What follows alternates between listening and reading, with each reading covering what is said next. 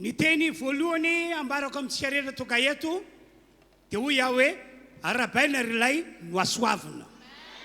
Arabaina rilay no asoavina. Arabaina toy izany ihany koa ianareo izay manaraka an'izao fotoam-pivavahana izao any tokantrano misy anareo any. Zao mantsy tsy andalo fotsiny ny fotoan'androany sy ity volana décembre dia avintsika ity. Ny Andriamanitra izay itopontsika, ny Andriamanitra izay ivavahantsika, efa namindra fo tamintsika izy ary vonina ny aneho fahasoavana amintsika rehetra. Inona ilay zavatra ho ataony amin'ity androandroany ity, amin'ity volana ity? Ny rehetra amintsika hoentin'Andriamanitra ho amin'ny fandresena lehibe. Ho an'izay mino an'izany dia aoka hitehaka mafy dia mafy izy.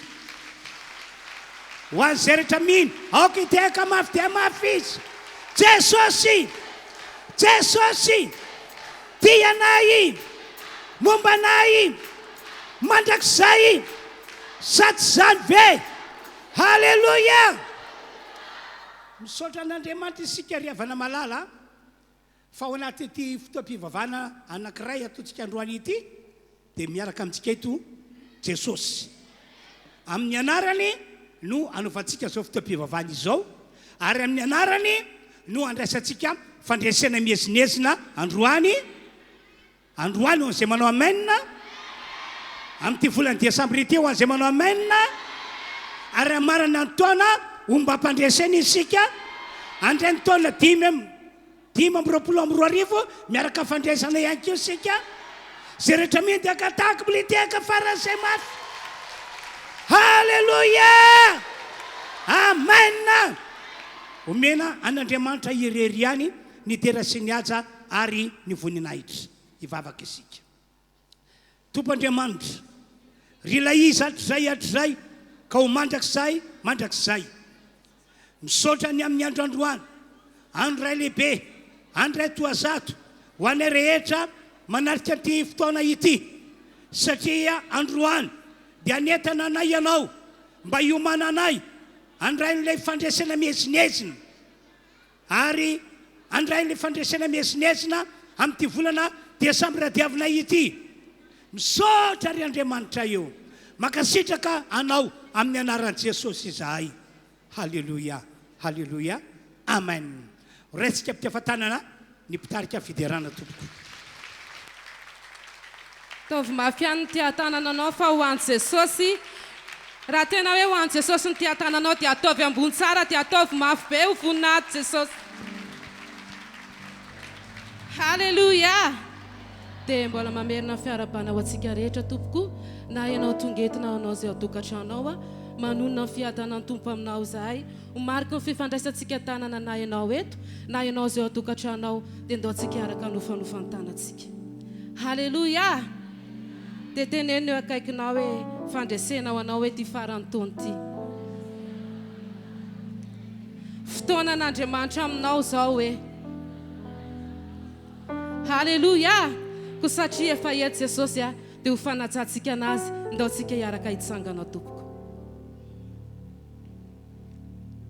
Hoy aminao hoe tena tsara loatra Jesosy satria efa nanomana fandresena lehibe ho anao izy.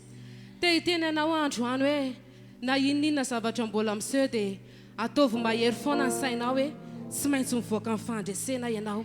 Sady izany ve teny efa avany an-danitra no napetraka n'Andriamanitra atao anatin'ny mpanompon'Andriamanitra hoe ny kristianina rehetra izay manara-dian'i Jesosy tsy mihozongozona ny finoany dia tsy maintsy mivoaka ny fandresena izy ka raha ianao ilay mpandresy dia ndao antsika hiaraka ity tanana ho an'i Jesosy. Halleluja! Nisy vehivavy anankiray rehefa maty tao akibony ny zanany dia tsy maintsy nodidina nanalana anazy tao. Dia rehefa mivoaka ny hôpitaly dia tsy nety sitrana ilay izy fa lasa mivadika kansera. Efa lany ny vola rehetra teo an-tanana, tsy sony ny azo atao fa nisy avany anankiray mbola hoe nanana vola tany amin'ny banky dia andeha ampiasa ny vola io ry zareo rehefa azo ilay vola. Fa rehefa andeha hivoaka an-trano hoe andeha hanao fitsaboana farany amin'ity vola ity dia tonga saina tampoka ilay vehivavy marary hoe andao aloha tsika hiantso an'ilay namako fa izy ohatra ny vavaka ivavaka izy a mba tena hoe amin'ny alalan'ity vola ity a ampiasaitsika ity a mba ho sitrana amin'ny alalan'le vola ny tao an-tsainy hoe raha ampiasan'ity vola ity a dia ho sitrana dia ny rano ny mamany a nandeha tany an-tranonay dia rehefa tonga tao an-trano ny mamany a dia tena sendra natao mihitsy ny izy dia rehefa nitantarainy mamany teo ny zavatra rehetrarehetra nandalovan'le vehivavy a dia ozy ny teny hoe manasanao izy mba ho any an-tranonay dia tsy taitra akory a fa ozy ny teniko hoe andana fa ho avy any a dia lasa nyverina niakatra tao amin'ny efitranko a nangataka tamin'i Jesosy hoe Jesosy a anao ny asanao androany ampisehoko amin'ny olona androany fa nandresy ny aretina ianao ka noho izany Jesosy a indreto ny tanako atolotra anao asivo an'le fanasitranana avy aminao lasa nakany an-tranon'le olona nitoriana ny tena nasaina mibebaka le olona ny ray aman-dreny nasaina mifona tamin'ny zavatra rehetra nataony voninahitra ao an'Andriamanitra 28 novembre izany zavatra izany niseho niverina tany izay ny première décembre efa sitrana izy halleluia efa kansera efa tena hoe tsisy azo atao tsony na ny dokotera raha niteny taminy hoe raha sitrana ianao raha misy saosany asitrananao a dia tsy afaka niteraka tsony ianao nandeha ny 2023 tsy nahazo zaza mihitsy izy rehefa neny izahay a ny première ny farany taona 2023 dia taraina tamiko izy hoe hatramin'ny tokantranoko izy hatramin'izao a nikorotana lasa mivadiko satria tsy nety ny bevoka tsony a dia hoy aho miantsa anazy raha hiverina ny première décembre taona 2024 dia hitrotro zaza ianao satria efa nampandresy ny aretinao Jesosy efa nanafaka anao tao anatiny ahy Jesosy a voninahitra ho an'i Jesosy a tamin'ny lahady première décembre tsika nifanena tamin'ny mamany a nitsotro zaza vavy kely izy hoy aminao androany hoe fotoanan'Andriamanitra andresenao androany fotoanan'Andriamanitra andresenao a ty farany taona ity aza mitanondrika itsony mitsaka efa vototra ny teny avy any an-danitra fa amin'ny alalan'ny mpanompon'Andriamanitra tsy maintsy mpandresy ianao tsy maintsy tahina ianao tsy maintsy tafita ianao ndao hiaraka hiteran'i Jesosy sika ao anatin'izay hira izay ndao ary tompoko eo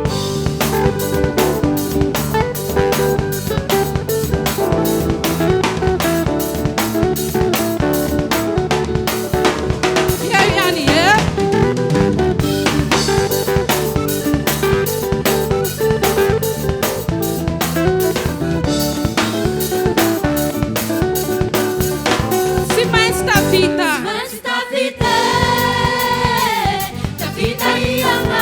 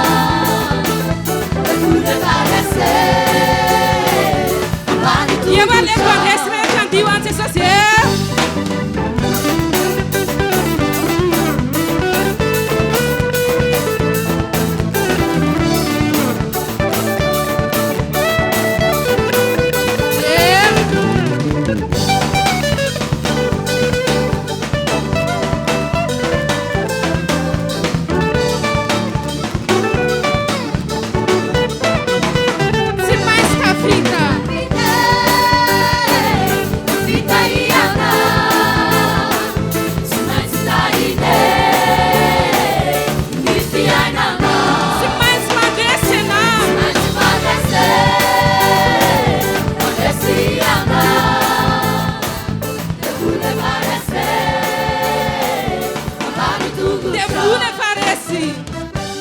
Vuole fare se avanti tutto ciò. Vuole fare se avanti tutto ciò. Tiatana na mafewa Jesosy. Ara ura kurampi fali ni sandra fare nawa. Pantese now. Sumai stafita ye now. Sumai maumbe now satsan ve. Saruf sara. Fani fandesena famin'olona na hoe ny fandesena nininany raisina fa amin'olona mety afaka ny andrahoana anao ihany ny olona mety afaka ny teny aminao ary izy hoe kodiara-tsarety nge io fiainana io e mety mbola ivadibadika fa hoy aminao rehefa fandresena avy amin'ny Jesosy ny ao aminao tsy azon'izy arahonana amin'ny fiainanao tsy azon'izy atakonana tsono ny masoandronao fa ivoaka ny fandresena sy ny fifaliana ianao mba mbola hiaraka hiteran'i Jesosy sika ao anatin'izany iray izany ndao ary eo.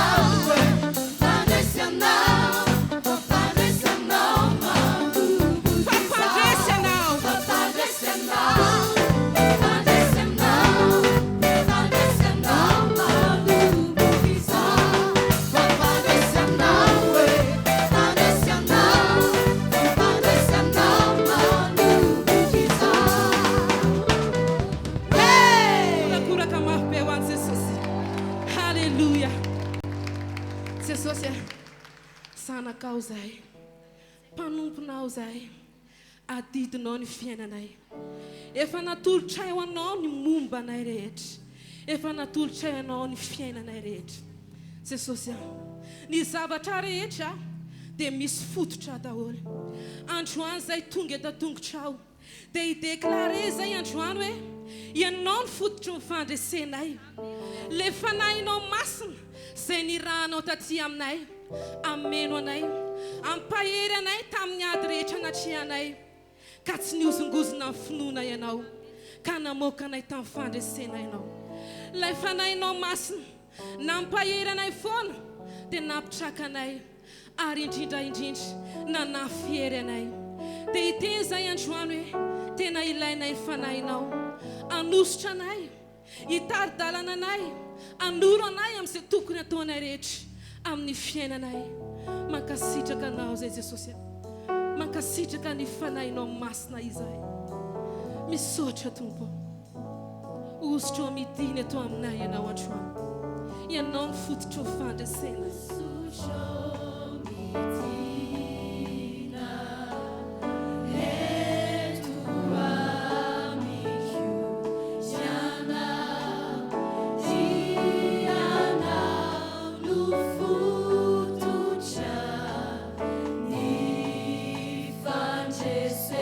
Ositra eo midiny eto aminay ianao. Ameno anao ny fanahy masina ao anatin'izany. Ametraka fitokina ny fandresena ao aminao izy.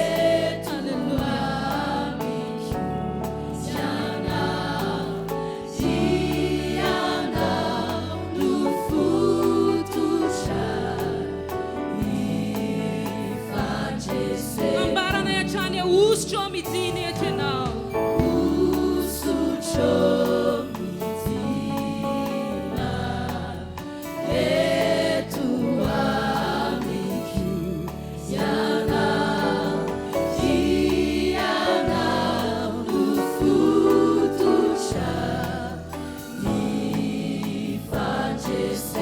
Midiny anao fanahy masina meno anay.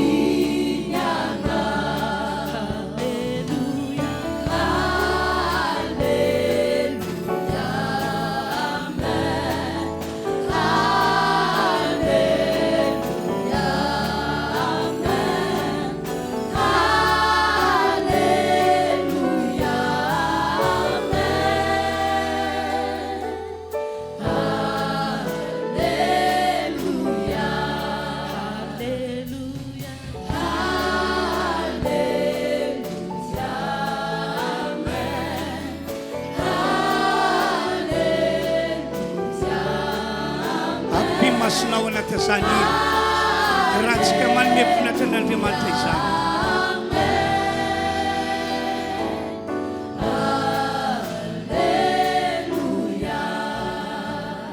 Akpian'ny masinao. Aoka anatrika an'Andriamanitra tokoa ianao androany. Anatrika ilay seza fiandriana ny fahasoavan'Andriamanitra ampasahina amin'ny finoana. Akasitran'Andriamanitra ny fanatonanao azy, satria ianao efa nividin'Andriamanitra tamin'ny alalany rany Kristy Jesosy nalatsaka teo ambony hazo fijaliana. Ary Jesosy Kristy zay ninonao ary noraisinao hitoetra ao anatinao efa nampiakarina ho any an-danitra ka mifona ho anao.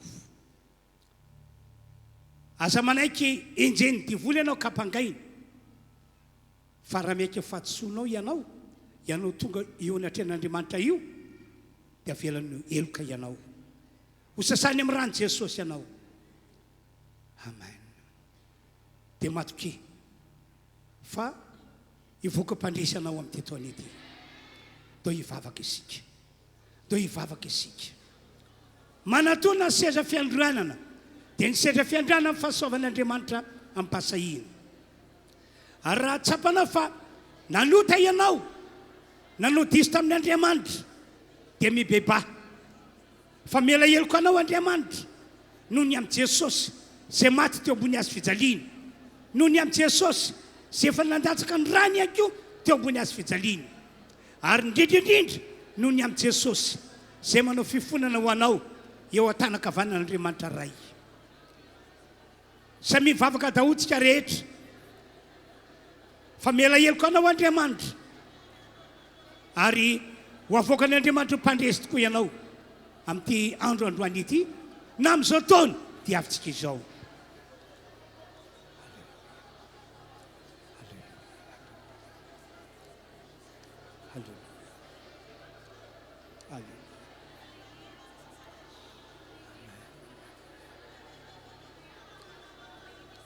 Halleluja.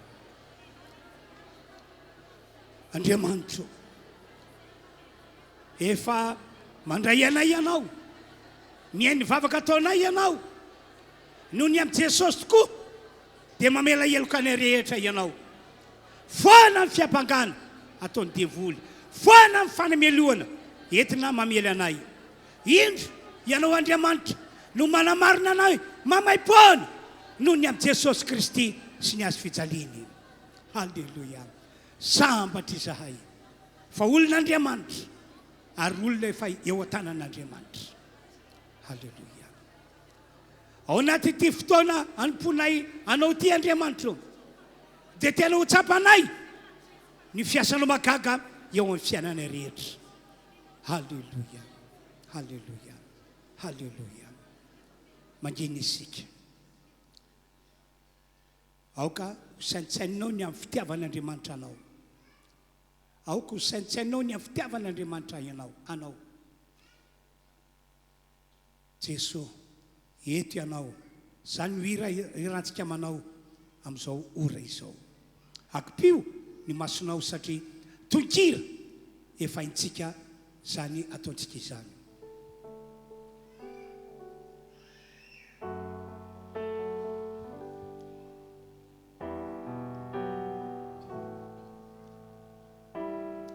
Apetrao amin'ny fonao amin'ny tanana.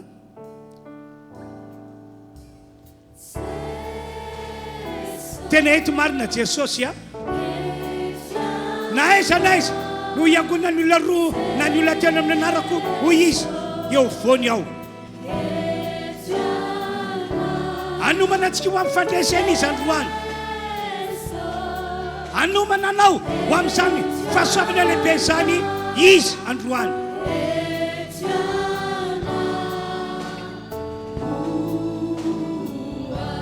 Jesosy ndreto izahay.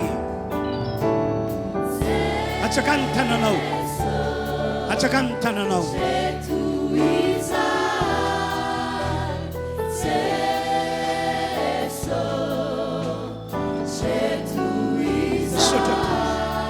Misotra. Halleluja.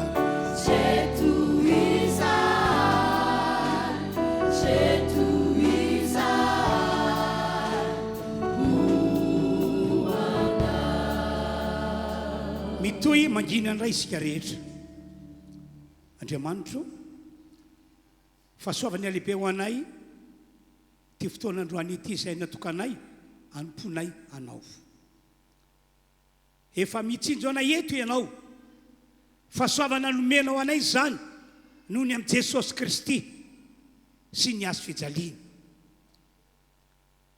Na iza na iza toka eto androany, na iza manaraka izao fotoam-pivavahana izao amin'ny alalan'ny fahitalavitra na YouTube na Facebook, androany manomana anay ho amin'ilay fandresena lehibe tena lehibe ianao Andriamanitra. Halleluja. Misaotra, makasitraka, mame voninahitra anao zahay Andriamanitra, ary miondrika eto anatrehanao. Jesosy eo, eto anao. mbola veritsika ihany sahiry izay Jesosy eto ianao akipimo masonao iaho miraha amin'ny fonao rehetra aoka ifantoka tsara ianao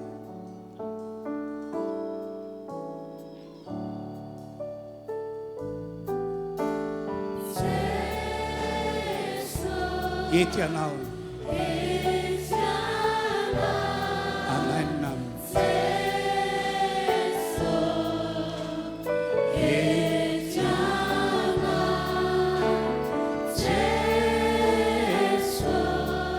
eto ianao uai eto ianao uai hoana rehetra Jesosy ndeto izahay atsakany ny tanana tompoko atsakany tanana homarika amin'ny fahaloran-tenanao arana finoana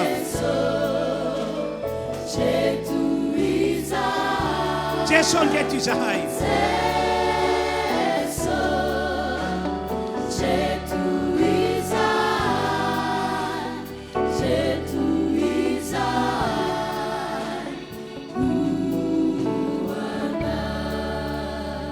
misaotra tompo mino ny fitahinao an'izao fotoana natokanay anompona anao zao izahay mino ny fitahinao noho ny famindrapo sy ny fahasoavana lehibe avy any aminao ataonao eo aminay rehetra halleluia misaotra tompo amen maka toerantsika rehetra tompoko io manandray isika amin'izao fotoana zao a andreny ny afatra andreny ny tenin'Andriamanitra mino sy matoka fa hiteny amintsika ny tompo androany hiteny amintsika Andriamanitra androany marina fa zaho no hijoro eto hitondra ilay afatra hitondra ilay teny fa zaho tena mino fa Andriamanitra no ampiteny ny vavako eto ary raha mino ihany koa ianareo fa avy amin'Andriamanitra teny ambarako dia izy fiantraikany amin'ny fiainanareo izany ary ho mpandresy tokoa ianareo tsika rehetra amin'ity taona ity andao hiteka mafy isika raha mbola misy mafy noho izany ataovy ihany ary raha norokoraka mafy be halleluia andao tsika mbola hanao hira anankiray tsika manomana ny fiainatsika hiatrika andreny le tenin'Andriamanitra avo indrindra ianao vitsy zay dia hijoro eto aho miaraka amin'ny tenin'Andriamanitra avy amin'Andriamanitra olazaina aminareo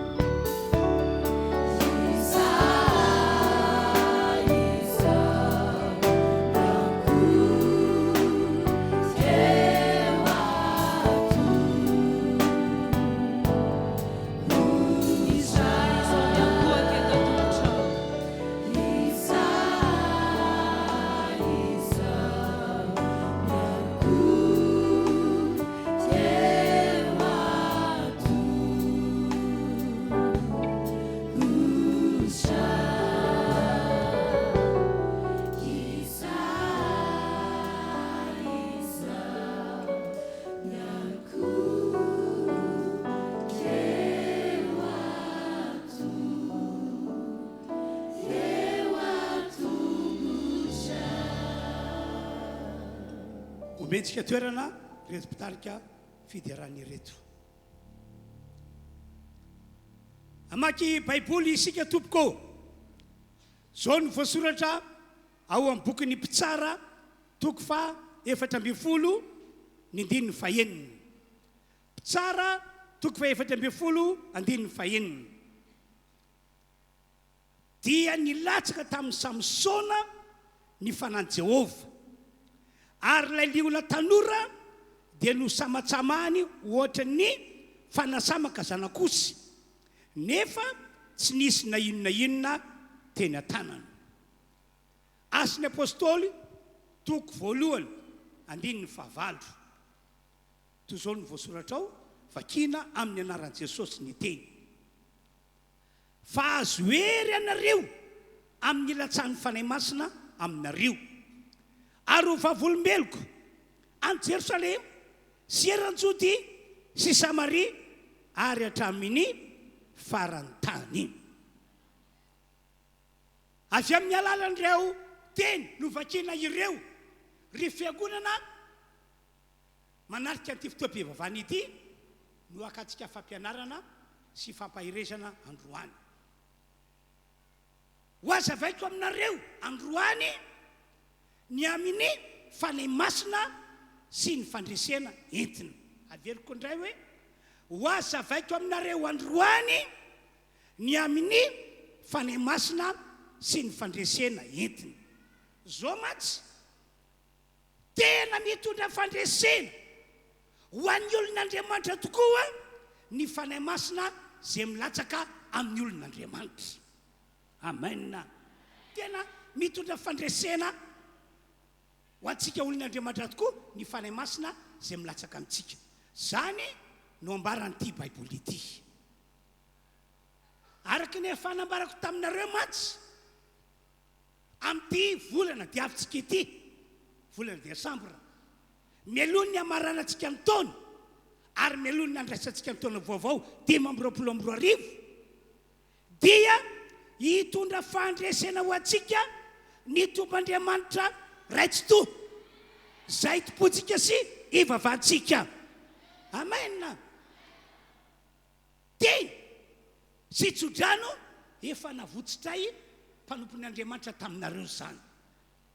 Asa raha tsaroanareo fa tamin'iny volana novambra lasa teo iny, ny zoma voalohany volana novambra, ny sabotsy 2 volana novambra, ary ny alahady 3 volana novambra, ny seminaire lehibe no tanterana teto. Seminaire ho fanoerana ny herina ozina sy ny herina fanaratsy mpitondra fahafatesana.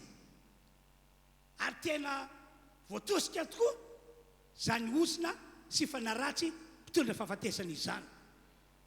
Teo mpitoerana teo aho raha nahita an'ireo mpanompon'Andriamanitra ny fandimby ny tondra ny afatra dia tena endriko mihitsy hoe resy tosika le ozina sy le fanaratsy mpitondra fahafatesana. Dia tao anatin'ireo 3 andro ireo dia tsy nitsahatra namofotra teny, tsy nitsahatra nitsodrano ireo mpanompon'Andriamanitra zay nitondra ny afatr'Andriamanitra.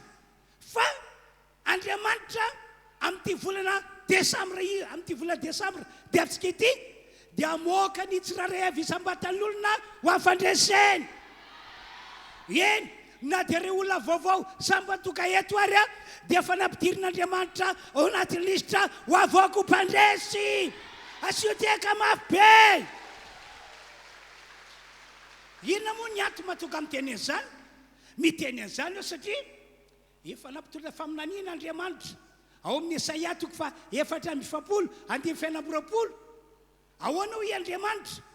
Ho toaviko ny teny zay elaoko ny vavam-panompoko, ary ho tanterahako reo saina omeko ny mpanompoko, ho tanterahako amin'izay olona mandre ka mino an'le teny. Dikan'izany zay rehetra tonga teto ny 1er 2 3 dia efa mananantoka fa ao anaty lisitra mpandresy anao. Ary tsy vitan'izay fa novambra ray manontolo mihitsy dia mbola naverimberiny ny mpanompon'Andriamanitra zay teny sy tsodranina votra izay reo olona efa voman'Andriamanitra ho am'fandresena isika zay rehetra midy agatahako iteka mabe ho an'Andriamanitra. Amen, amen, amen. Noho izany ho antsika rehetra toka eto, ho anareo izay manaraka izao fotoana izao any tokantrano any, hoy aho aminareo, aoka hiandrandra fandresena tokoa isika amin'ity volana diavintsika ity, ary manana finoana fa ampandresantsika Andriamanitra amin'ity volana diavintsika ity. Raha mino anao dia tokafa aminao arak'izay inonao, satria ny fiasan'Andriamanitra dia hoe zay rehetra mino dia hanehonina zay rehetra inona izy. Zany nge no antony mahatonga Jesosy rehefa misy olona tonga eo aminy, ohatra mitady fanasitranana, mitady vahaolana, mitady famonjena, dia raha mpamaky baiboly ianareo dia inona hatrany hatrany ny teny ataon'i Jesosy, tonga avy aminao arak'izay nonao. Mino ve anao fa haiko zany ho Jesosy, dia raha mino anao tonga avy aminao arak'izay nonao. Ka amin'ity volana ity zany raha mino anareo fa amoaka antsika ho mpandresy Andriamanitra, na inona zavatra tiantsika dia ho mpandresy tokoa ianao, tonga avy aminao arak'izay nonao. Andaontsika teka ihany, teka mafy. Halleluja. Dia ankoatran'izay ry havana, zao ihany koa ny afatra entiko anareo androany, izay rehetra efa nataon'Andriamanitra tamin'ny olona hafa araka voalaza ao anatyity baiboly ity, dia ho ataon'Andriamanitra amin'izao taranaka ankehitriny izao. Raha nitondra fandresena ho an'ireo olona nanompan'Andriamanitra, ny tomp'Andriamanitra arak'izay voatantarato, dia hitondra fandresena ho antsika taranaka ankehitriny ihany koa ny tomp'Andriamanitra tsy toa. Tsy izy io taranaka mendrika mena fandresena io fa ianao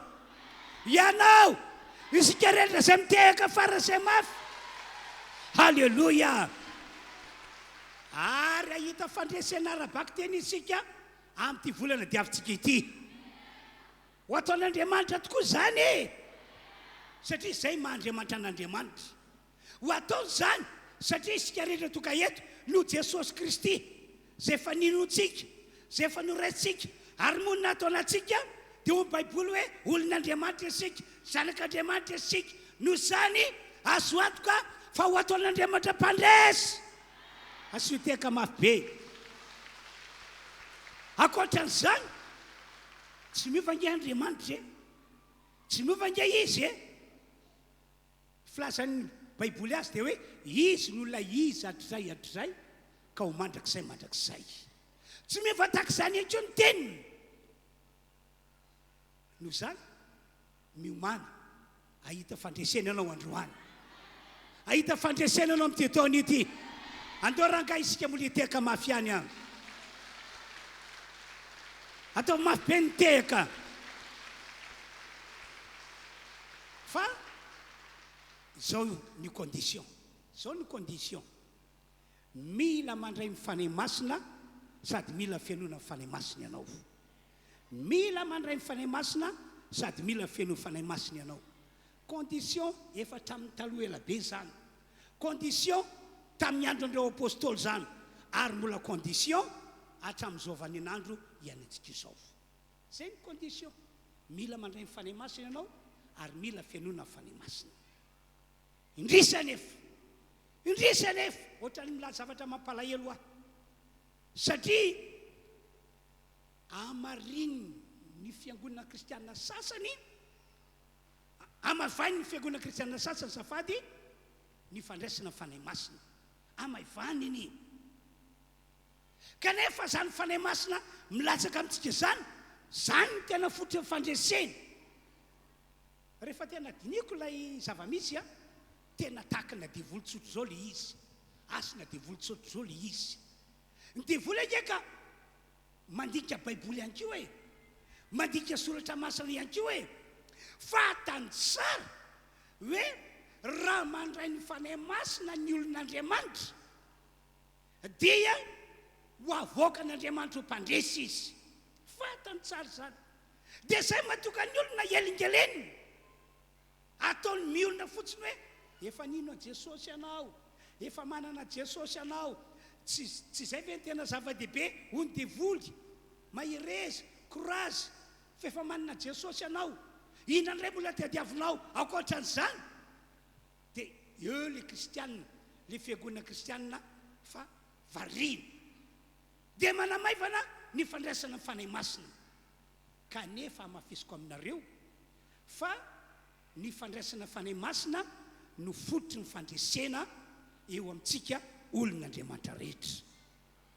Oko fantatsika riavana malalo fa na dia efa olon'Andriamanitra tokoa azy isika, na dia efa nino sy nandray an Jesosy ary isika, kanefa tsy mbola nandray ny fanahy masina, tsy mbola fihain'ny fanahy masina, dia hitovy amin'ny olona rehetra ihany isika, ka tsy afaka ny ampandrisy atsika ny tompandriamanitra tsy tovy.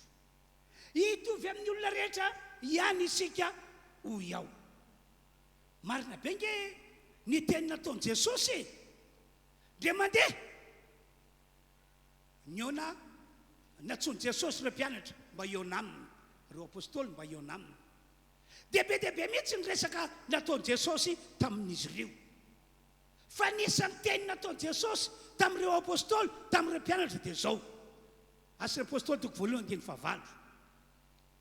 O Jesosy, asa mbola miala eto tanàna aloha ianareo, asa mbola miala eto Jerosalema aloha ianareo. Jauna nanao batisanareo tamin'ny rano, ary rehefa vita batisan'ny rano ianareo io. Fa rehefa afaka andro vitsivitsy dia atao batisa fanahy masina sy ny afo ianareo.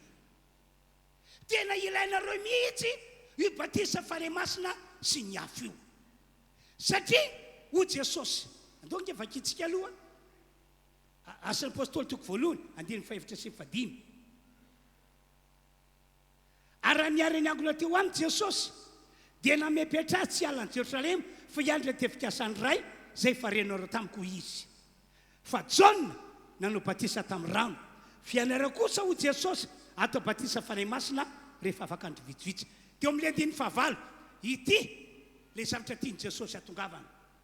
Fa azo hery ianareo, azonao ve voasoratra?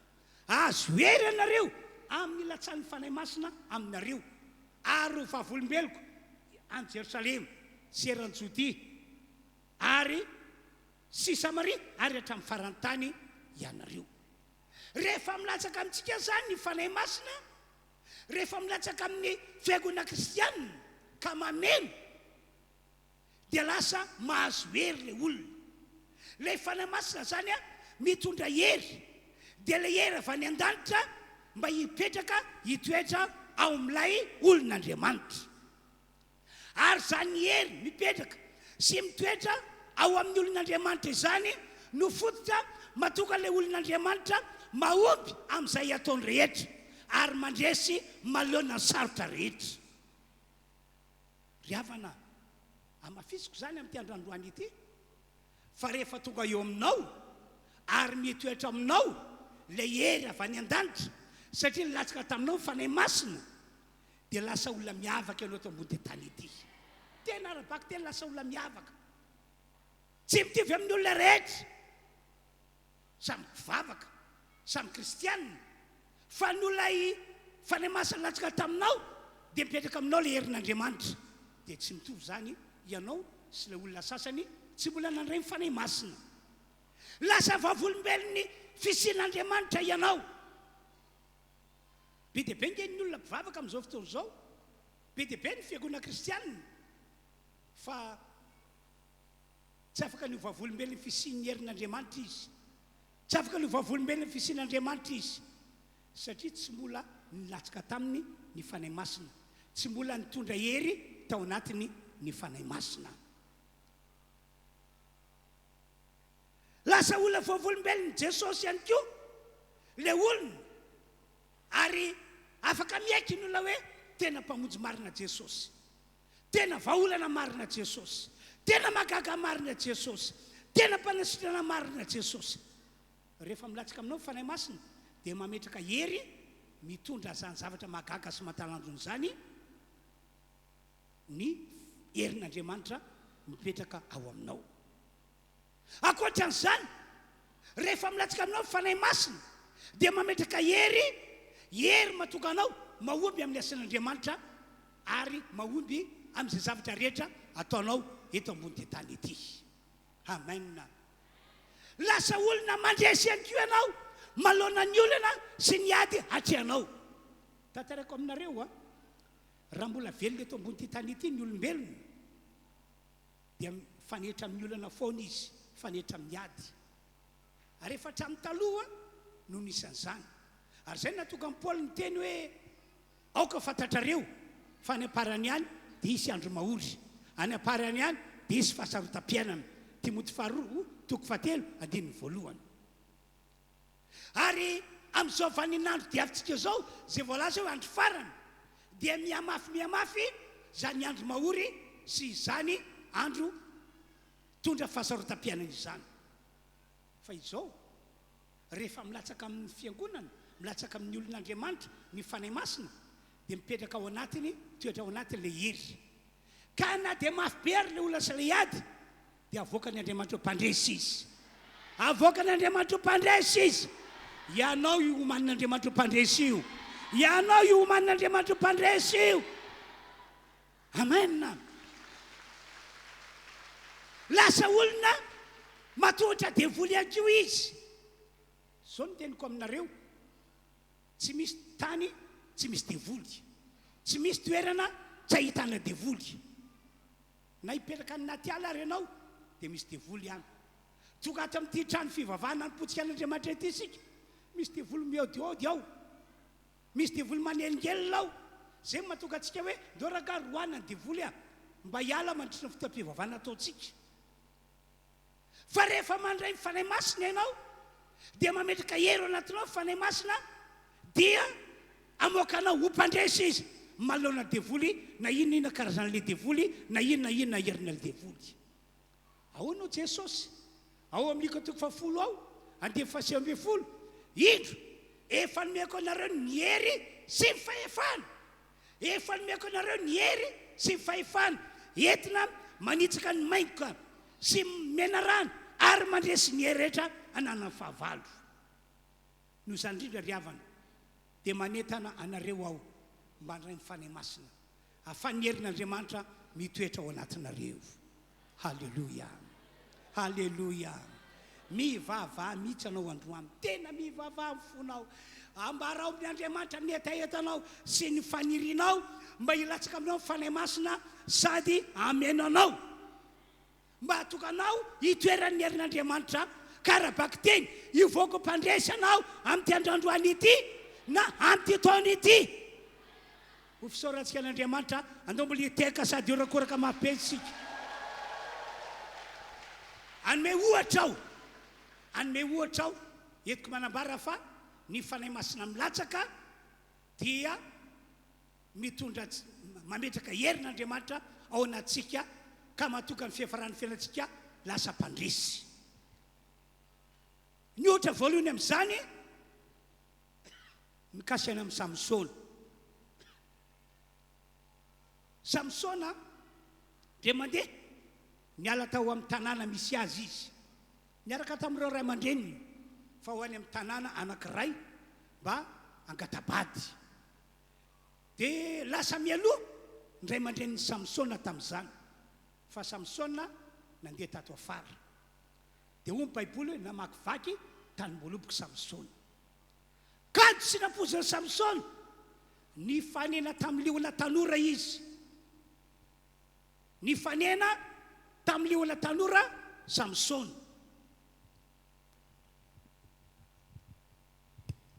Ka rehefa ny fanena tamin'ny liona tanora Samsona, dangereux zany satria ny liona ndraika biby masika ary biby tsy misangy fa zay sendra azy vita matavy, tena vita matavy arabaky teny.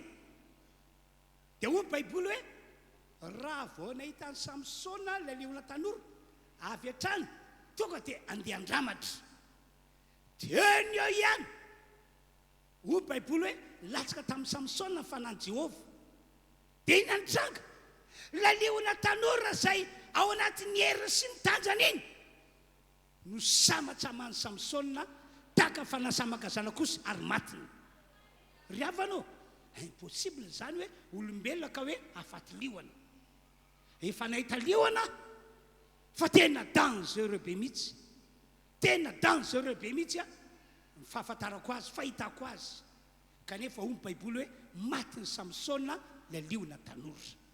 Andao ke vakitsika ny fototry zany e.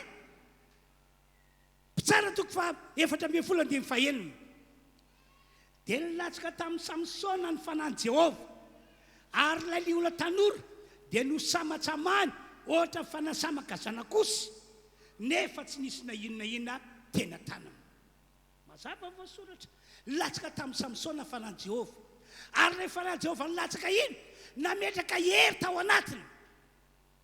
Andriamanitra irery ihany ry havana no maresy liona. Andriamanitra irery ihany no mahafaty liona. Ka rehefa nilatsaka tamin'ny olon'Andriamanitra, nilatsaka tamin'ny Samsona ny fanan'Andriamanitra dia napetraka Andriamanitra tao anatiny le herin'Andriamanitra, la hery avy any an-danitra dia normal be maty le liona. Amen. Zay ke mahatonga antsika entanina sy aporisina hoe mivavay ianao ary manana etaeta mba ndray ny fanahy masina, mba ilatsa ny fanahy masina, ho feny fanahy masina. Fa rehefa milatsaka aminao ny fanahy masina dia metrika hery ao anatinao izy dia azo antoka fa na inona olana, na inona ady, na inona asa devoly dia ipetrany herin'Andriamanitra ianao dia ivoaka mpandresy. Ivoaka mpandresy. Tiako raha nao amenina mafibetsika rehetra. Aranorakoraka be. Amen. Anome ohatra anankiray ihany koa ao kasany amin'ny Saoly sy Davida. Samy olon'Andriamanitra izy roa lareo, na i Saoly na Davida. Fa saingy tsy mitovy ny zavatra nataon'Andriamanitra tamin'izy roa lahy ireo. Samy olon'Andriamanitra, samy fiangonan'Andriamanitra isika. Fa zavatra mety hitranga dia hoe tsy mitovy ny ataon'Andriamanitra amin'ny tsiraray avy amintsika sabatan'olona. Zany anga ny antony mahatonga antsika hatramin'izay misy olona tena gaga fa maninona ary ranona na ny olon'Andriamanitra fanasitrana magaga na ny olon'Andriamanitra fahasoavana lehibe fa maninona ary ao mandrakitena androany tsy mbola nahita zany Andriamanitra magaga tao fiainako na Andriamanitra maneho fahasoavana lehibe amin'ny fiainako. Hitanareo samy olon'Andriamanitra fa tsy mitovy zavatra ataon'Andriamanitra eo aminy. Samy nanatrika olana sy ady na i Saoly na Davida. Ary olana sy ady mitovy no natren'izy roa lahy. Goliata no favalo niombonan'izy roa lahy, niombonan'i Saoly sy Davida. Fa saingy tsy mitovy ny fiafaran'ny fiainan'izy roa lahy. Ataoko fa mazava aminao zany fanambarana hitako zany. Samy olon'Andriamanitra fa tsy mitovy ny fiafaran'ny fiainana. Saoly ahoana ny baiboly resy teo anoloan'ny Goliata fahavalony. Davida ahoana ny voalaza baiboly nandresy teo anoloan'ny Goliata fahavalony. Andoke vakitsika ny voalazan'ny baiboly mikasika ny amin'ny toerana nisy azy roa lareo hoe dia Saoly sy Davida. Samuela voalohany toko 4:11, 17:11 sy ny 14:11. Ary Samuel nandray ny tandroka feny diloilo ka nanositra ny Davida teo amin'ny ralahany hoe ianao Davida no mpanjaka voatendrin'Andriamanitra.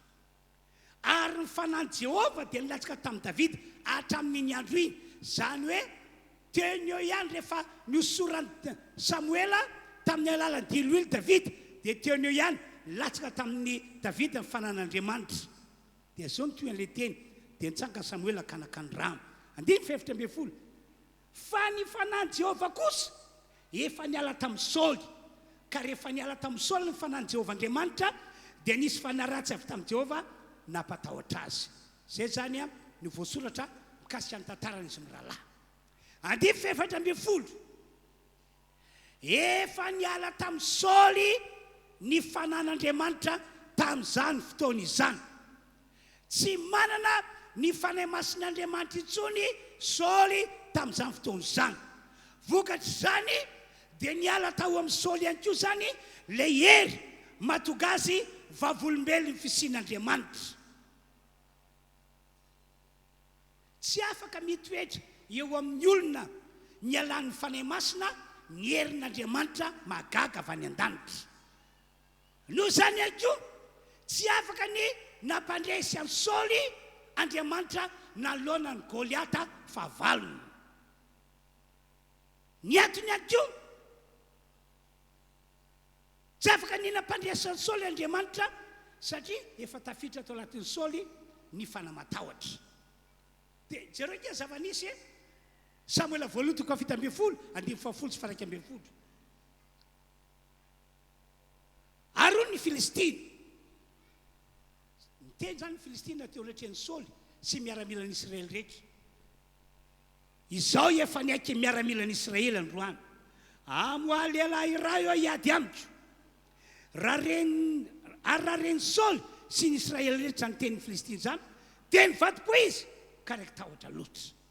Normal hoe nivadim-po sady raiky tahotra Saoly satria efa niala tamin'ny Saoly ny fanahy masina dia niala le herin'Andriamanitra izay fototra amoaka azy ho mpandresy, ary ny zava-doza lasa niditra tao amin'ny Saoly ny fanamatahotra. Zay io voatantara io. Andiny 7 kosa taoriana ny fanosorana amin'ny Davida tamin'ny alalan'ny diloilo nampidininy Samuela taminy, dia nilatsaka tamin'ny Davida ny fanan'Andriamanitra tamin'iny andro iny, tamin'iny ora iny ihany. Vokatra zany nitoetra tao amin'ny Davida ny finoana fa tsy maintsy mandresy izy. Toetra tamin'ny Davida ny finoana fa tsy maintsy mandresy izy. Rehefa nilatsaka tamin'ny Davida ny fanan'Andriamanitra dia mipetraka tao le herin'Andriamanitra, dia natonga Davida nanam-pinoana be fa tsy maintsy mandresy. Ary zay finoana zay tena ilain'Andriamanitra hanana mpivavaka, ilaina hanana ny fiangonana kristianina. Ary ataoko fa efa hainareo tsara be mihitsy ny fomba fiteny Jesosy. Rehefa misy olona tonga eo aminy marary mila fanasitranana, manana olana mila vahaolana na mila ny fitahin'Andriamanitra, dia ho Jesosy tongava aminao arak'izay nonao. Mino vena fa mahay an'izany aho, dia olona mino aho, dia ho Jesosy tongava aminao arak'izay nonao. Ka i Davida rehefa nilatsan'ny fanahy masina dia mipetraka tao amin'ile herin'Andriamanitra mahatonga azy manam-pinoana. Eno nge fomba fitenin'i Davida raha nifaneritra tamin'ny Goliata. Eno tsara fomba fiteniny. Ilazako hoe tena tao amin'ile hery mahatonga azy manam-pinoana satria efa nilatsaka taminy ny fanahy masina. Samuela 2:12 andimy 20. Aro Davida tamin'ny olona teo anilana. Ahoana sy ahoana nge no atao amin'izay lehilahy mahafaty io Filistina io ka mahafaty ny mason'ny Israely? Ty le tiako ambara ho Davida. Zinona moa io Filistina tsy mifora io no dia iaiky miaramilan'Andriamanitra velona. Fa iza moa io Goliata be io no miseho milay ka hoe andresy ny vahoakan'Andriamanitra, dia vahoakan'Andriamanitra velona. Dia andao molitoizantsika ihany ny teny. Samuela 2:12 andiny 5:70 ka hatramin'ny 7:70. Vao kosa Davida tamin'ilay Filistina. Zany hoe efa manomboka fanarika amin'izay zany Davida sy ilay Goliata be fahavalo. Dia ho Davida,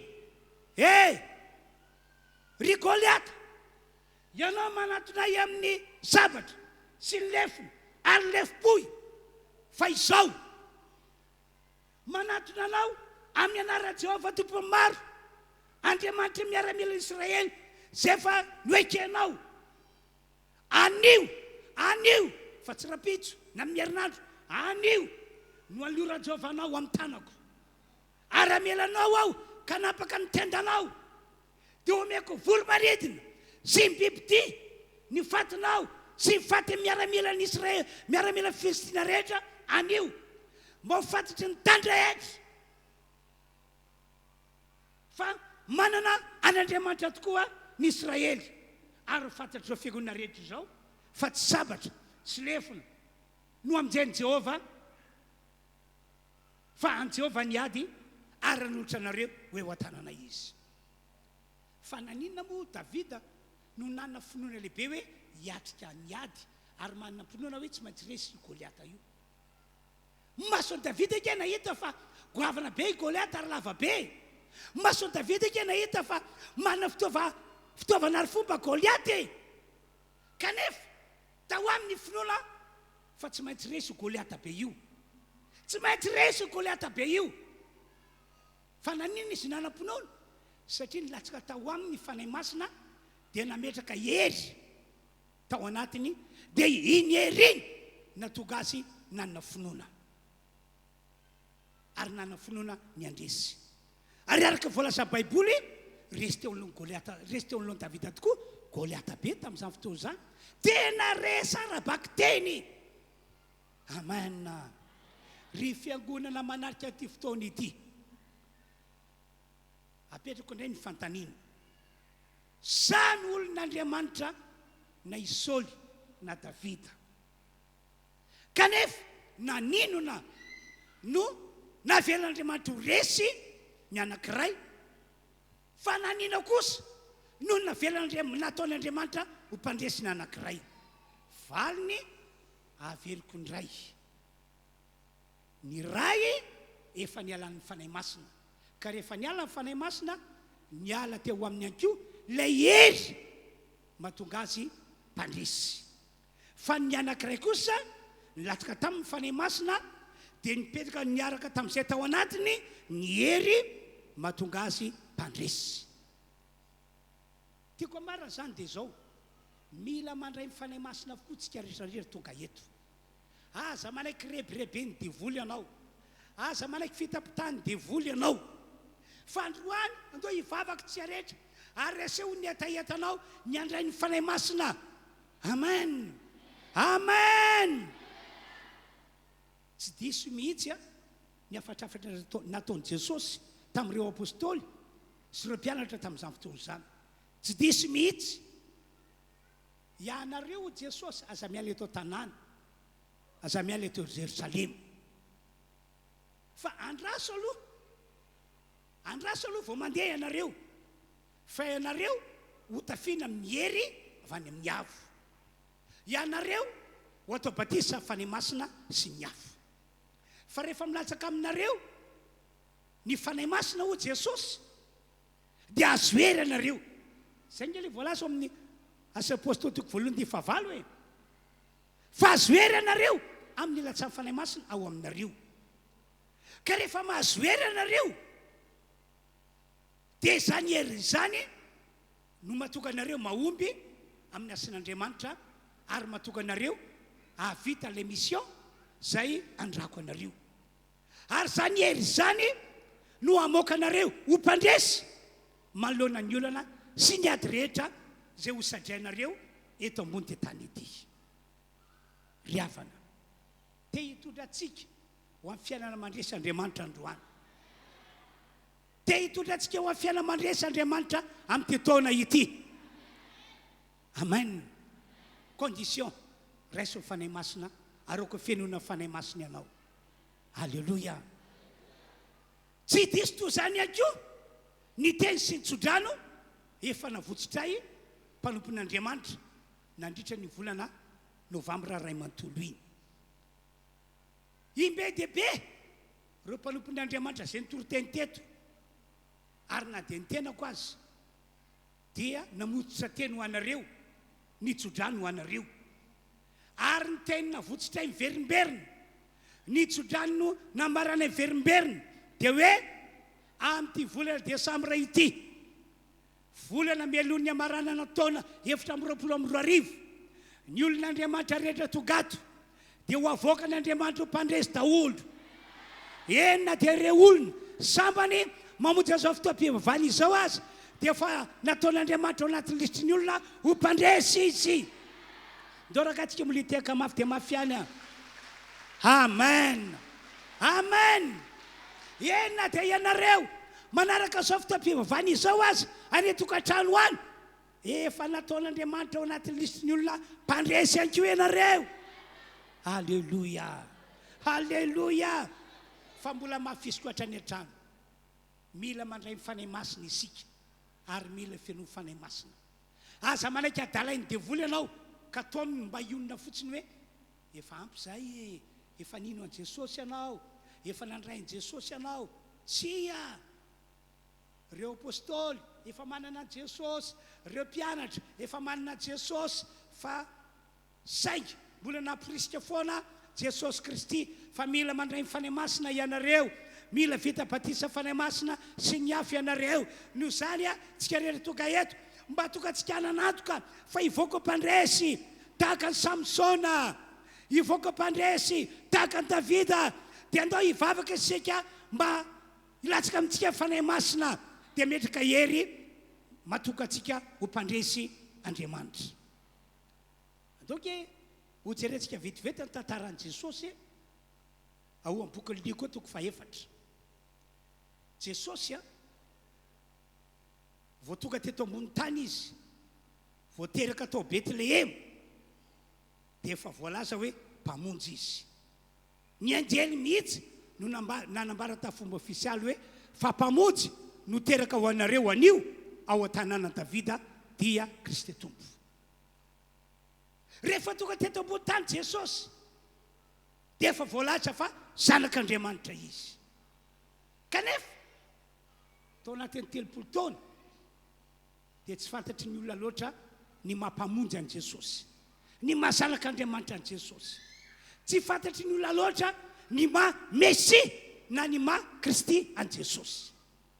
Ny nafantaran'olona azy zanaka Marisy Josefa, zanak'ilay mpandrafitra tahaka ny ray aman-dreniny izy. Ny nafantaran'olona azy ranona sy ranona no ralahana, ranona sy ranona no anabavina. Zay ihany teo ny olona rehetra Jesosy. Fandray andro 30 taona izy tamin'izany dia nanatona Jaona izy mba teo batisa, satria tonga ilay fotoana an'Andriamanitra entina mampiseho fa iza marina moa Jesosy.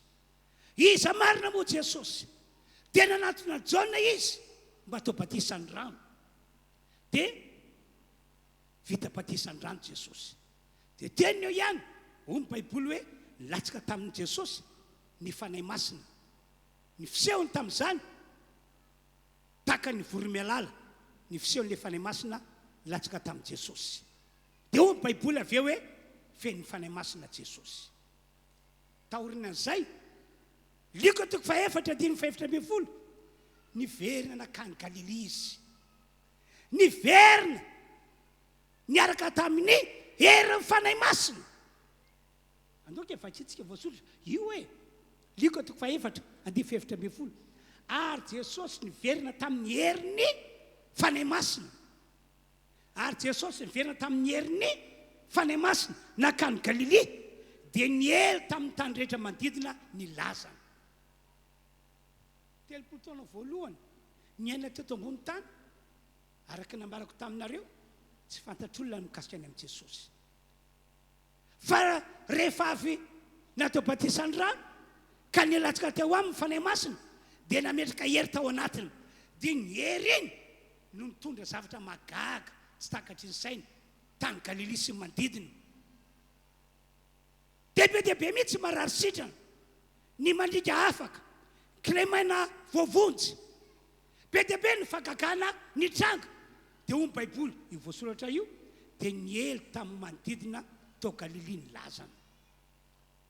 Mazava be zany ny tiako ambara hoe raha ohatra ka mionona fotsiny ianao efa nandrainy Jesosy hoy ianao dia hitovy amin'ny olona rehetra ihany ianao. Fa rehefa mandray mifanahy masina ianao, rehefa milatsaka aminao mifanahy masina ka mameno dia miaraka amin'ny hery izy, dia iny hery iny no mamoaka anao mpandresy. tsy maintsy mandresy tsy maintsy mandresy engane kanidy anio ho tsapana famarinana zany engane ka mielony farana ny taona ivoaka mpandresy dahotsika rehetra ary amarana taona ombam-pandreseny ary indrindraindrindra andray ny taona vaovao 5 miaraka fandresena andao hiteka irakoraka mabe sika rehetra halleluja halleluja ho amintsika ny tanan'Andriamanitra ho amintsika ny tanan'Andriamanitra andao hivavaka sika amin'izao fotoana izao tena hivavaka tena loary no anaty fonao asehoan'ny Andriamanitra ny etaetanao ny fanirianao fatratra mandray ny fanay masina miaraka amin'ilay hery tena asehoan'ny etaetanao sy fanirianao ho iaho andray ny fanay masina miaraka amin'ilay hery amen tena anao vavaka toram-po mihitsy isika dia ho anareo sy afaka mandoalika dia mandolia tena mandolia tena mivava be mihitsy isika toga eto apetrao fonao tananao dia hivavaka isika dia ireo mpitendry zava-maneno kosa dia angatantsika anao hira fiankofa anao fekira fiankofana dia hivavaka daholo tsika rehetra dia ny mpidera rehetra efa miomana avato afarako ato nda ory tonga dia hivavaka tsika sokafa ny vavanao hatramin'ny anareo any atokantrano any mivavaha arak'izao fanentanana ataoko anareo zao resy fanay masina resy fanay masina aroka ho fiainona ianao ahafany herin'Andriamanitra mitoetra ao anatinao samy mivavaka izy samy mivavaka izy halleluja halleluja mbola tsy tena voamana tsara ny foamam-panahy anao le vavaka andray fanay masina tena sokafa mivavanao asehola tena etaetanao mirehitra tena mirehitra ny andray ny fanay masina mba ho apetraka fanay masina ao anatinao le hery matoka anao lasa mpandresy mpandresy tahaka ny Samsony mpandresy tahaka ny Davida ary mpandresy tahaka ny Jesosy Kristy zay tompontsika sy ivavansika samy mivavaka izy samy mivavaka izy samy mivavaka izy samy mivavaka izy ho anareo mpidera rehetra aka hivavaka aka hivavaka tsika rehetra mpidera halleluja halleluja halleluja halleluja amen amen amen amen samy mivavaka izy samy mivavaka izy samy mivavaka ianareo rehetra resy fanay masina zay ametraka hery ao anatinao dia hivoaka mpandresy ianao hivoaka mpandresy ianao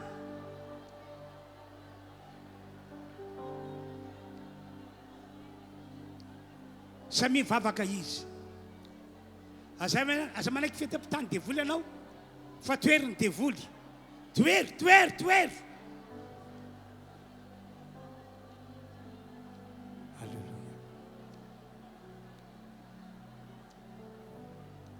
halleluja asandrato ny feo ho an'ny mpidera rehetra asandrato avy ny feonareo asandrato avy ny feonareo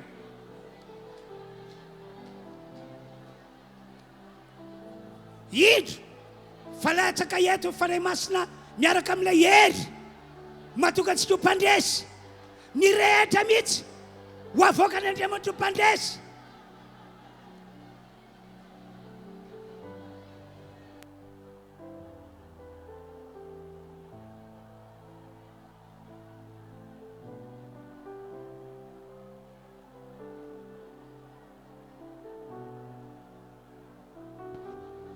halleluja halleluja halleluja terrainy ianao terrainy ianao terrainy ianao Amen, amen, amen, amen.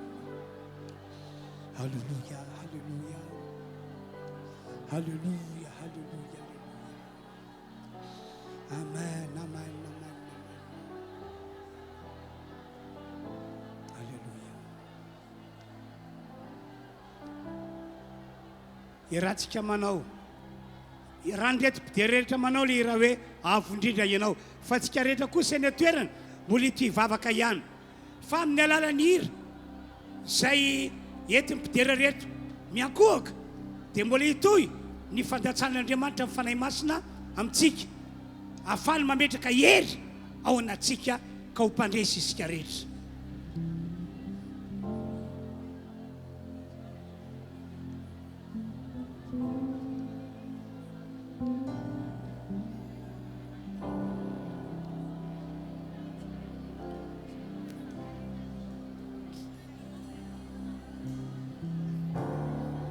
Misaotra Tompo.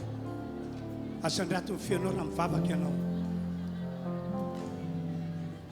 Ho tokany aminareo ny heriny ny fanahy masina miaraka amin'ilay herin'Andriamanitra.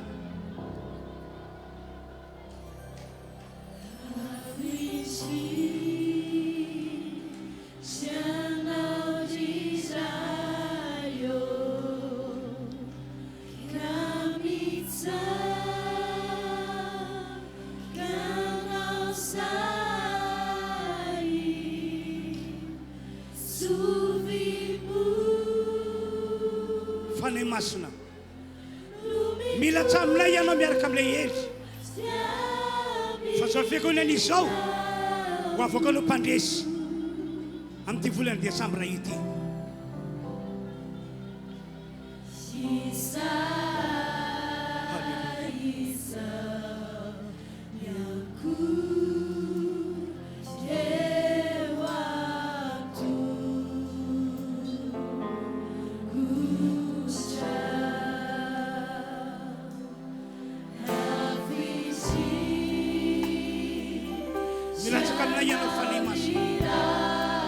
Kanina datsanao ny fanahy masina tamin'ny Samson, tamin'ny David, tamin'ny Jesosy Kristy. No ilatsa amin'ny fanahy masina eto eo aminay mba hivoanare mba tokana rehetra azo hery ko mpandresy tokoa izahay amin'ity volana décembre izay diavinay ity.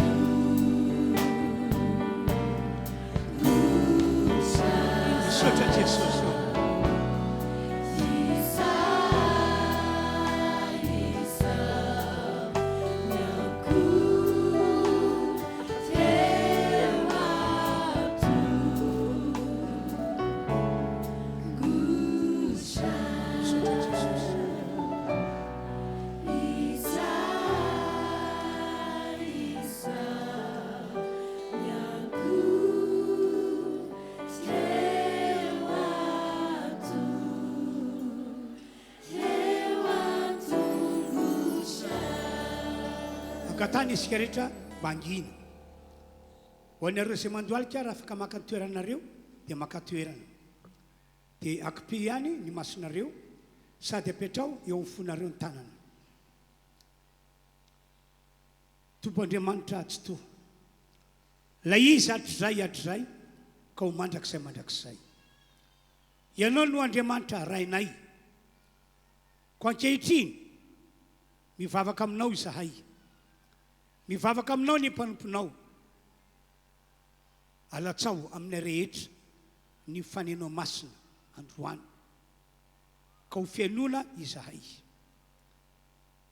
ary hipetraka sy toetra ato aminay la herinao Andriamanitra la herinao mandresy liona mandresy Goliata apetrao ato anatinay izany ka hivoaka mpandresy tokoa izahay amin'ity volana décembre diavinay ity ho ataonao zany Andriamanitra miaino anay tokoa ianao amin'izao ora izao sa mivavaka izy mivavaka misaotra an'Andriamanitra ny amin'izay afatra nasain'Andriamanitra netiko izay ary misaora amin'ny finoana fa ianao dia ho fiainoana fanahy masina ka lasa manana hery mitoetra ao anatinao ianao. Halleluja, halleluja, halleluja, halleluja. Toy izy mivavaka reto mpitarika fiderana kosa anao ira hoe Jesosy eto ianao. Toy isika fiangonana ny vavaka fa ny mpitarika fiderana anao lira hoe Jesosy eto ianao.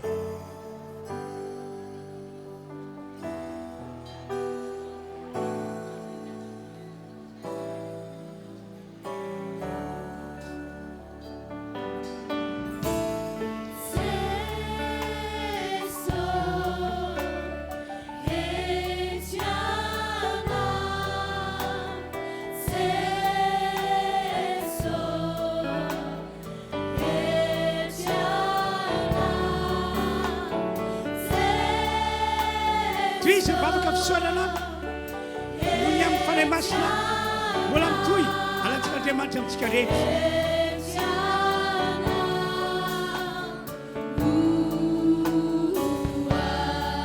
Jesosy ndreto izahay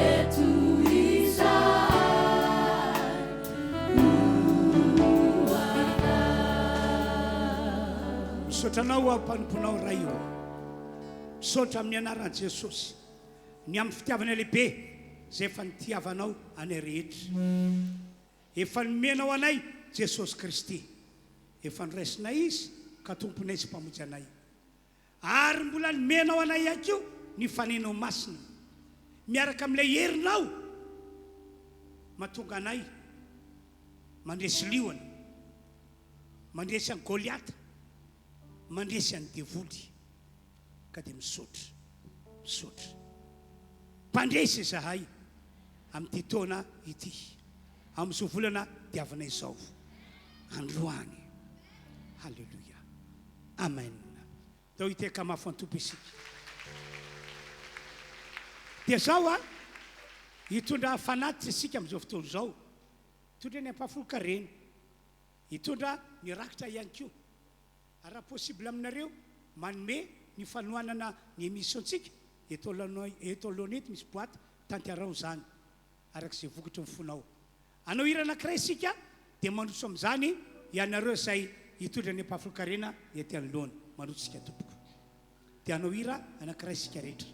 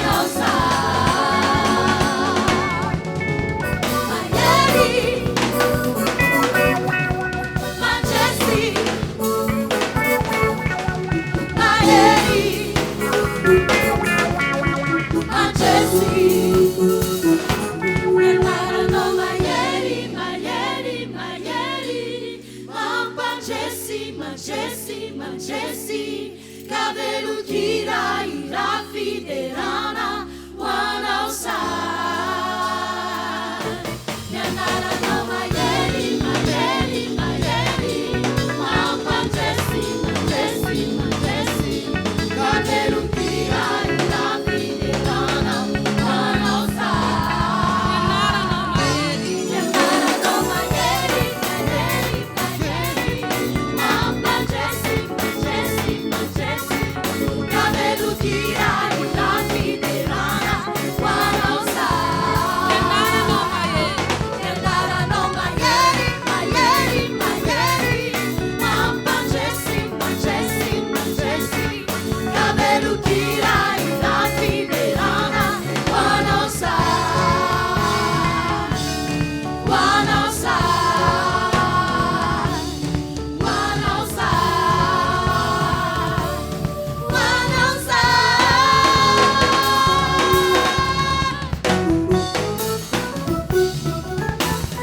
Tiatanana mafoany sesosy sika. teo zao zany ny filazana ambarako amintsika rehetra ho anareo mpiandraikitra zany a mivory rehefa avy eo ao amin'ny trano ny sekoly Alahady ny mpiandraikitra rehetra amainina dia rehefa avy eo ihany koa amin'ny 12 ora amin'ny 2 ora dia mbola misy fotoana spesial hitondran'Andriamanitra antsika iarahantsika amin'ireo mpanompon'Andriamanitra izay efa fixe amin'ny ankapobeny tondra hafatra eto inoko fa mbola misy zavatra lehibe tian'Andriamanitra mpitondra anazy ireo ary fahasoavana ho an'izay tonga eto zany ka dia miazay ianao tonga na amin'ny 12 na amin'ny 2 amenna amenna fa ity misy filazana tiako mafisina amintsika isika ny alatsinainy manomboka amin'ny 9 ora ka hatramin'ny 7 ora dia misy fotoan-dehibe eto nomena anarana hoe herinandro magaga misaotra ny tompo aho raha nitarika izy ka nampisany fotoana io fa tena maro be ireo olona izay joro vavolombelona ka nilaza ny zavatra magaga nataon'Andriamanitra tao amin'ny fiainana tena misaotra ny tompo aho tena misaotra ny tompo aho ary ho an'ireo izay tsy mbola nahita zavatra magaga tao amin'ny fiainana fantatro fa ahita izy andray izy ka raha mety aminareo alaminy programa isa maraina amin'ny 9 latsinainy eto dia mifarana amin'ny 7 ora dia ankoatran'izany a amin'ny Alahady 12 volana décembre amin'ny tapabolany androany eto dia hanao fisaorana lehibe an'Andriamanitra isika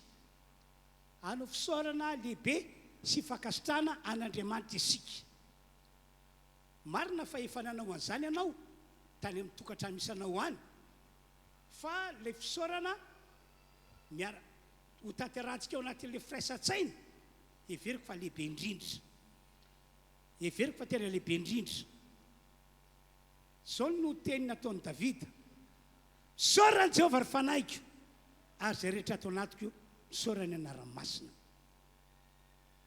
satria no tahin'Andriamanitra be Davida dia hoy izy saorany Jehovah ry fanaiko ary aza misy adinonao ny fitahiany rehetra ho antsika izay natsapa ho tena no tahin'Andriamanitra be tamin'ny taona ity tonga ava eto amin'ny tababolana hanao fisaorana miaraka eto isika ary tsy hoe tanam-polo no entinao eto fa hitondra fanatim-pisaorana ihany koa ianao zava-dehibe ny hoe ho ampololotranao avao anatinao ilay fisaorana hoe tena hisaotra tena kasitraka ianao fa ahoana ho Davida inona no avaliko an'i Jehovah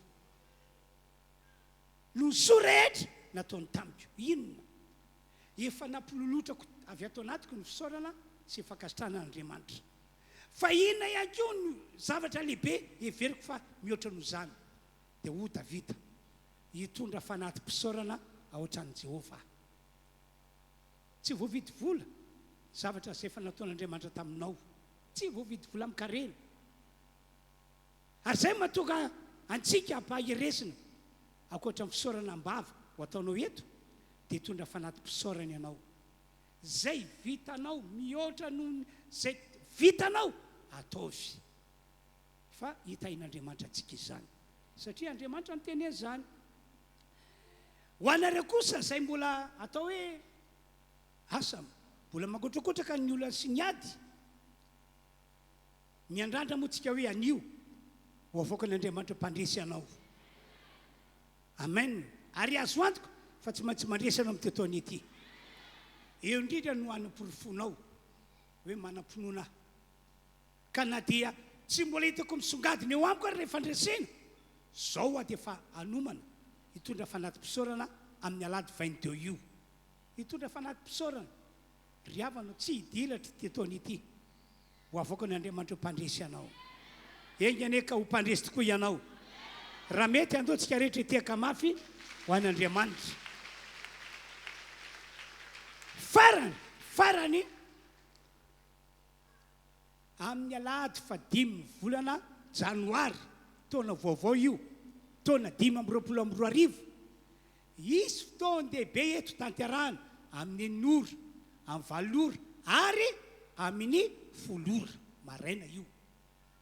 Io fotoan-dehibe io zany no atokantsika isaoran'Andriamanitra ihany koa hifampirariantsika soa. Fa nisy tena lehibe hitranga amin'ny fotoana io, hitsodrano anareo zay mivady. Hitsodrano anareo zay mivady. Hamotsitra teny ho anareo zahay. Ary araka ny hitanay ao anaty Baiboly sy ny finoanay, io tena votsitra sy hitsodrano ataona io anisany hiantoka ny fiainanareo amin'io taona vaovao 2022 io. Amen. No zany samy miomana dian'izao daholo ianareo.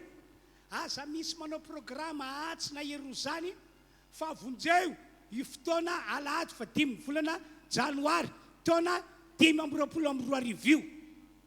Tokava eto anao ary tokava ianao ny ankonanao zay olo-patatrao tongava eto. Ary razonao amboarina tsara ny fotoananao aza tara, satria raha ianao rery ary mivavakato ka hoentinao mivadinao na zanakao dia lasa 2 fois zany ianareo na 3 fois na 4 fois, dikan'izay zany tsy ombo ny trano, tsy atonina ny trano. Ka mba tokanao tsy ho sahirana tady plasy, tonga avaloa ianao, tonga avaloa ianao. Amen. Amen. Amin'ny anaran'i Jesosy hitsodrano entiko ho an'ny fiangonana amin'ny 5 volana janoary taona 2022 io. Engane ka hiantoka fiaina zao fiangonana izao mandritry ny taona ray manontolo. Ho tantara tsy ho adin'ny fiangonana mihitsy zany. Angatantsika patera hery androso teo anoloana hitondra fanazavana misy kokoa ny amin'io fotoana alahady 5 volana janoary taona 2022 io.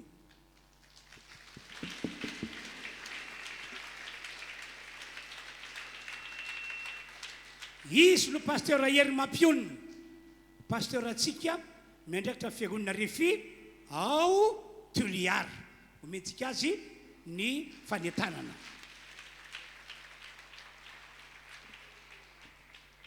Alléluia. Alléluia. Dia mbola ampifaliana no hiara-banantsika rehetra afaka miona indray eto ary mirary ny sosiny tsara. Aza dinona fa tonga eto amin'ny toerana tsara indrindra ianao. Eto ny toerana tsy diso anao. Ataovy amen na?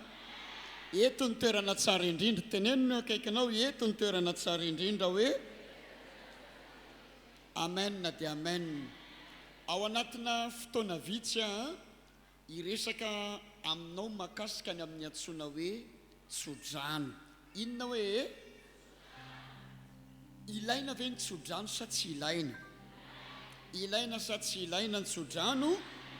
Ny tsodrano tompoko tena zavatra ilaina izy io.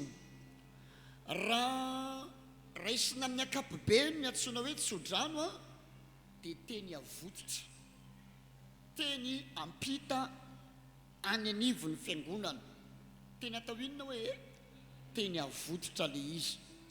Raha eto amin'izao tontolo izao dia mitsodrany fotsiny olona dia avoaka n'le teny.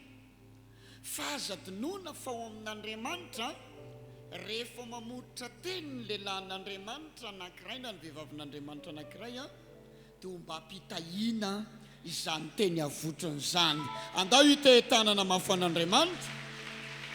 Andao antsika mba maka teny vetivetika ao amin'ny nomeritoko 2:20 izao ny voasoratra eo amin'ny tapany farany. Satria fantatro fa izay tsofinao rano dia manao ano izy izy dia voata ary izay ozonao dia voozona. Izany hoe ny teny eny ambavana mpanompon'Andriamanitra anankiray rehefa mivoaka, indrindra tsodrano no avoakany, dia miaraka amina fitahiana izany. Aza diso fitahiana ianao amin'ny 5 volana janoary taona firy 2022.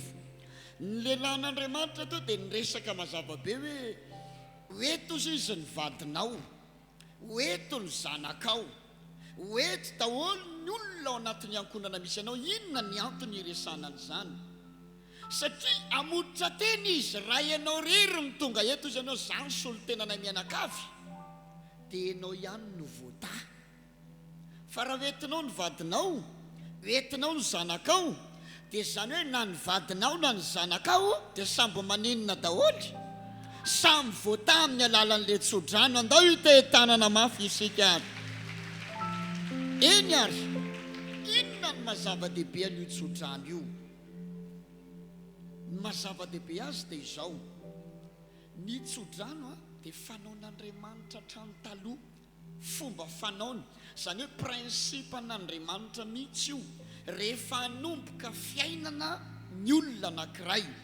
Tsika zao hanomboka taona vaovao, fiainana vaovao zany, dia tsy maintsy arahana inona le izy? Tsy maintsy arahana tsodrano. Ao amin'ny Genesis zao 1:20 dia hitantsika mazava be eto le izy. Ary Andriamanitra ny tsodrano azy hoe le olona ny foroniny io marofara miabetsah sy ny sisa sy ny sisa. Anomboka fiainan'ireo olona dia tsy hoe nanomboka fiainana fotsiny tamin'izao, fa niaraka tamin'inona izy? Niaraka tamin'ny tsodrano. Jereo koa ao amin'ny Genesis 5:1 ringana ny olona teto ambonin'ity tany ity afa-tsy no mianakavy rery ihany. Anomboka iaina amina fiainana vaovao no dia inona ny nanomboan'Andriamanitra azy? Ary Andriamanitra ny tsodrano no sy ny inona ozy izy? Sy ny zanany. Hoe anomboka fiainana ianao, aza manomboka mihitsy amin'ny taona 2022 raha tsy vita, raha tsy azonao ny tsodrano. Ataovy amenna. Ary io tsodrano io no iantoka ny asanao amin'ny 2022 iantoka ny fandraranao na ny businessinao amin'iny, iantoka ny varotra ataonao amin'iny, iantoka ny fiainatokantranonao amin'iny. Raha mino ianao dia mity hafa mafy an'Andriamanitra. Alleluia. Ary tsy Andriamanitra ihany nanao azy io, fa rehefa mino anio fa misy lehilahin'Andriamanitra amboninao dia tokony andray an'izany tsodrano zany. Jereo nge nataon'ny Jakoba tamin'ny zanany.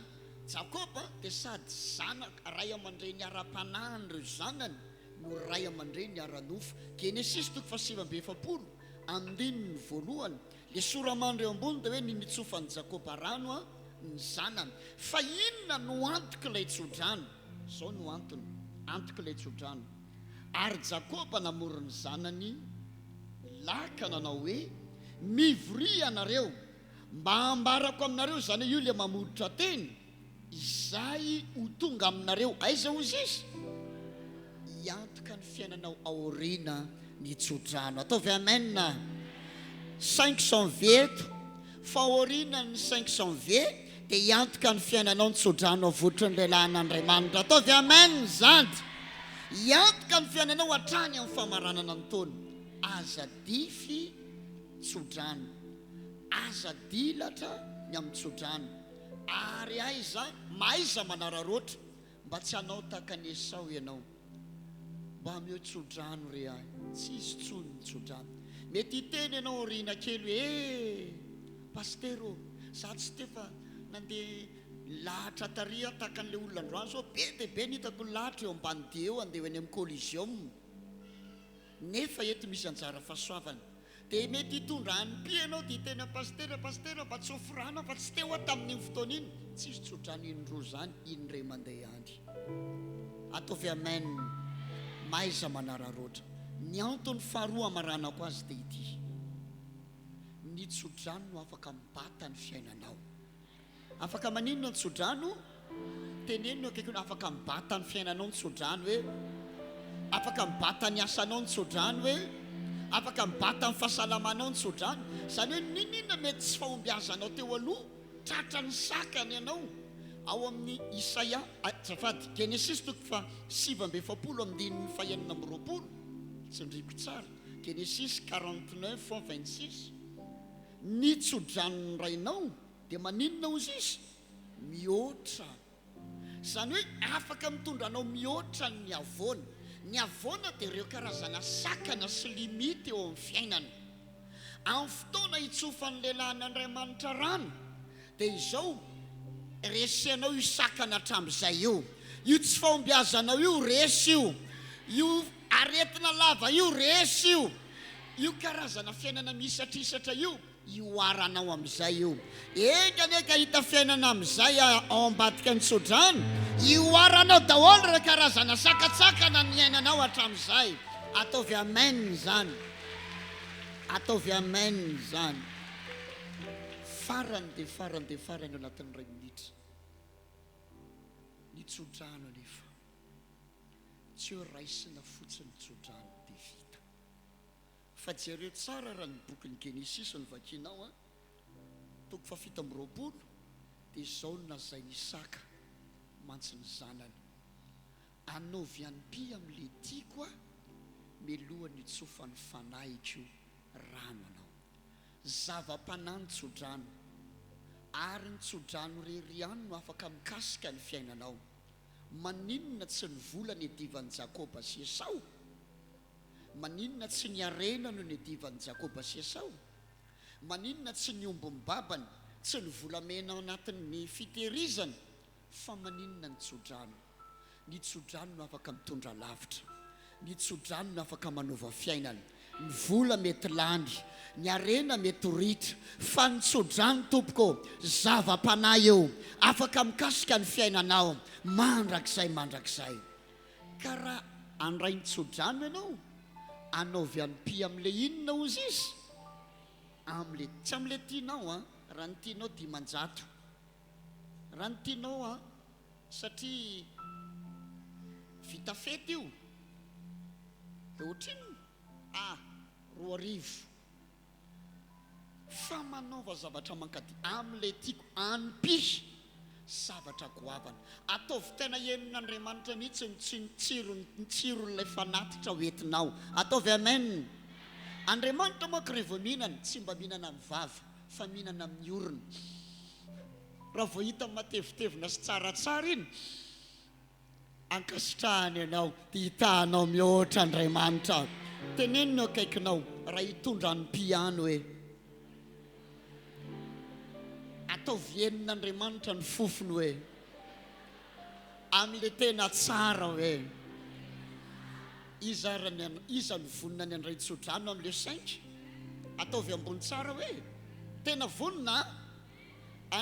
vonina faharoary iza ny tena vonina hitondra ny pi amin'le tena tian'Andriamanitra dia ahoana le tsy manangana alleloia fantatro fankasitraka ianao raha ekenao zany dia ataovy mafy be ny fitiavantanana amen dia amen zay no ela zay ny fitompoko amin'le 5 zany ny fotoanatsika aiza hoe amfiry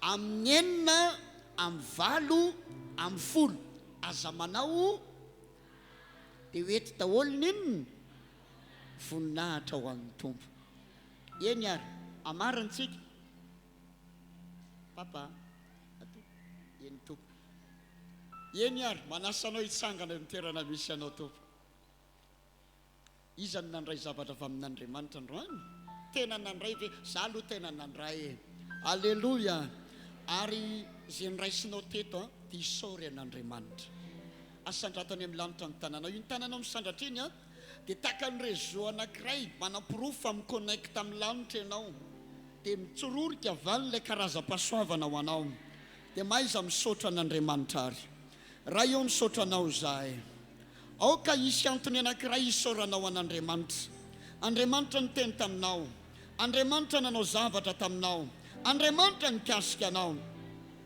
raha eo misaotra anao zahay ianao no nabe voninahitra ity fotoana ity ary ianao ny ivo ny fotoana teto Jesosy tsy nisy zavatra nitranga teto raha tsy teto ianao tsisy naina nanagom-bahoaka fa ianao no nanangom-bahoaka averina eny aminao ny aja averina eny aminao ny dery averina eny aminao ny voninahitra ary ilay mipetraka ambony seza fiandriananao saotranao zay ny amin'ny fanatrehanao teto saotranao zay tamin'ny vavaka zay nivalianao saotranao zay tompo tamin'ireo karazam-pahasoavana amina fahasoavana maro loko zay nizarainao sy nafafinao teo anivon'ny fiangonana ary amin'ny anaran'i Jesosy ody zahay ody hiaraka amin'ny fahasoavana andeha zahay amin'ny anaran'i Jesosy hiaraka amin'ny fahasoavana dia hiverina hiaraka amina fijoroana vavolombelona matanjaka dia matanjaka amakivaky herinandro vaovao tsy mbola nisy ohatr'izany anaovan'Andriamanitra zava-baovao anahy